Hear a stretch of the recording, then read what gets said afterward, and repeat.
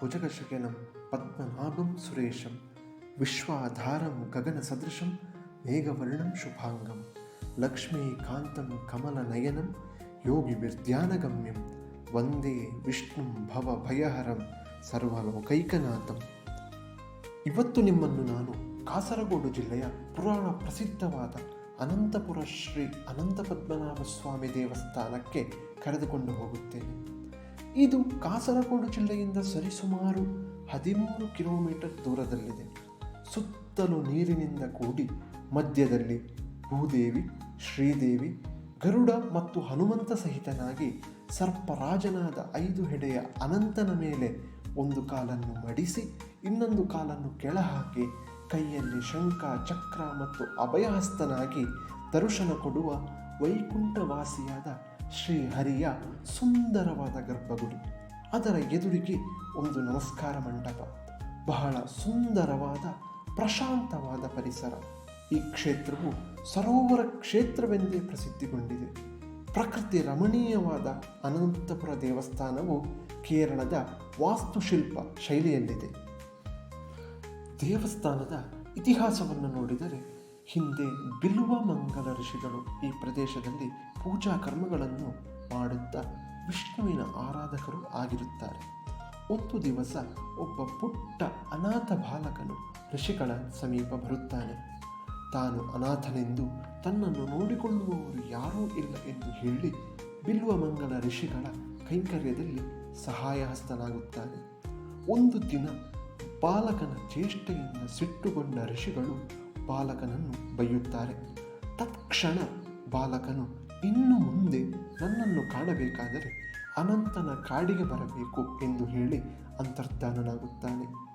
ತದನಂತರ ಅರಿತ ಋಷಿಗಳು ಬಂದವನು ಸಾಧಾರಣ ಬಾಲಕನಲ್ಲ, ಶ್ರೀಹರಿ ಎಂದು ತಿಳಿದು ಬಾಲಕನು ಹಾದು ಹೋದ ದಾರಿಯನ್ನು ಹಿಡಿದು ಗುಹಾ ಮಾರ್ಗವಾಗಿ ಅನಂತನ ಕಾಡಿಗೆ ತಲುಪುವರೆ ಶ್ರೀಹರಿಯು ಶೇಷ ಶಯನನಾಗಿರುವುದನ್ನು ಕಾಣುತ್ತಾರೆ.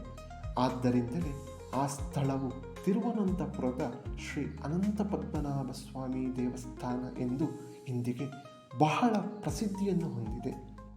ತಿರುವನಂತಪುರದ ಅನಂತ ಪದ್ಮನಾಭ ಸ್ವಾಮಿ ದೇವಸ್ಥಾನಕ್ಕೆ ಅನಂತಪುರದ ಶ್ರೀ ಅನಂತ ಪದ್ಮನಾಭ ಸ್ವಾಮಿ ದೇವಸ್ಥಾನವು ಮೂಲ ದೇವಸ್ಥಾನವೆಂದು ಹೆಸರುವಾಸಿಯಾಗಿದೆ.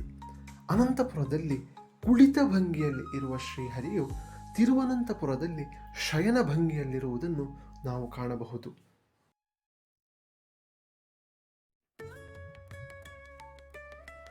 ಅನಂತಪುರ ಅನಂತ ಪದ್ಮನಾಭ ಸ್ವಾಮಿ ದೇವಸ್ಥಾನದ ವಿಗ್ರಹವು ಕಡು ಶರ್ಕರದ ವಿಗ್ರಹ.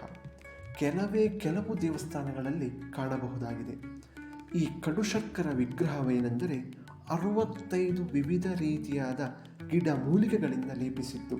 ಇದಕ್ಕೆ ಯಾವುದೇ ರೀತಿಯಾದ ಲೋಹ ಅಥವಾ ಮರವನ್ನು ಉಪಯೋಗಿಸುವುದಿಲ್ಲ. ಬಹಳ ವಿಶೇಷವಾದಂತಹ ಕಡು ಶರ್ಕರ ವಿಗ್ರಹವು ಇಲ್ಲಿ ನಮಗೆ ಕಾಣಬಹುದಾಗಿದೆ. ಮತ್ತೊಂದು ಆಶ್ಚರ್ಯ ಮತ್ತು ಪವಾಡ ಸದೃಶವಾದ ವಿಷಯವೇನೆಂದರೆ ಈ ಅನಂತಪುರ ಕ್ಷೇತ್ರದಲ್ಲಿ ವಾಸಿಸುವಂತಹ ಮೊಸಳೆ. ಹಿಂದೆ ಬಬಿಯಾ ನಾಮಾಂಕಿತನಾದ ಮೊಸಳೆಯೊಂದಿತ್ತು. ಅದರ ದೈವೇಕ್ಯದ ನಂತರ ಕೆಲವೇ ತಿಂಗಳುಗಳ ಹಿಂದೆ ಕಾಣಿಸಿಕೊಂಡಂತಹ ಮತ್ತೊಂದು ಮೊಸಳೆ. ಇದನ್ನು ಕೂಡ ಜನರು ಬಬಿಯನೆಂದೇ ಕೆಲರು ಕರೆಯುತ್ತಾರೆ. ಸ್ವಾತಂತ್ರ್ಯದ ಪೂರ್ವದಲ್ಲಿ ಬ್ರಿಟಿಷನೊಬ್ಬ ತನ್ನ ಬಂದೂಕಿನಿಂದ ಈ ದೇವಸ್ಥಾನದಲ್ಲಿದ್ದ ಮೊಸಳೆಯನ್ನು ಕೊಲ್ಲುತ್ತಾನೆ. ಕೊಂದಂತಹ ಬ್ರಿಟಿಷನು ವಿಷ ಸರ್ಪದ ಕಡಿತಕ್ಕೊಳಗಾಗಿ ಸಾಯುತ್ತಾನೆ. ಕೆಲವೇ ದಿವಸಗಳಲ್ಲಿ ಮತ್ತೊಂದು ಮೊಸಳೆಯು ಪ್ರತ್ಯಕ್ಷವಾಗುತ್ತದೆ. ಹಾಗಾಗಿ ಈ ಸರೋವರದಲ್ಲಿ ಒಂದು ಮೊಸಳೆಯ ನಂತರ ಮತ್ತೊಂದು ಮೊಸಳೆ ಕಾಣಸಿಗುವುದು ಒಂದು ಪವಾಡವೇ ಸರಿ. ಮಧ್ಯಾಹ್ನದ ಪೂಜೆಯ ನಂತರ ಈ ಮೊಸಳೆಗೆ ದೇವರ ಪ್ರಸಾದವನ್ನು ನೀಡಲಾಗುತ್ತದೆ. ಭಕ್ತರು ಶ್ರೀಹರಿಯನ್ನು ಹೇಗೆ ಕಾಣುತ್ತಾರೋ ಹಾಗೆಯೇ ಭಕ್ತಿಯ ಭಾವದಿಂದ ಈ ಮೊಸಳೆಯನ್ನು ಕಾಣುತ್ತಾರೆ.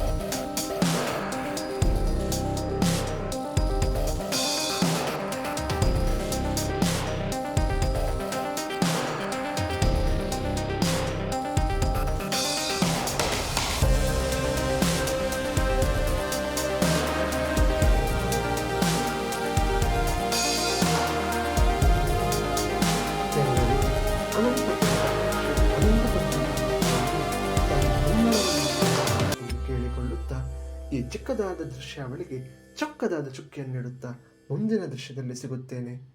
ಧನ್ಯವಾದ.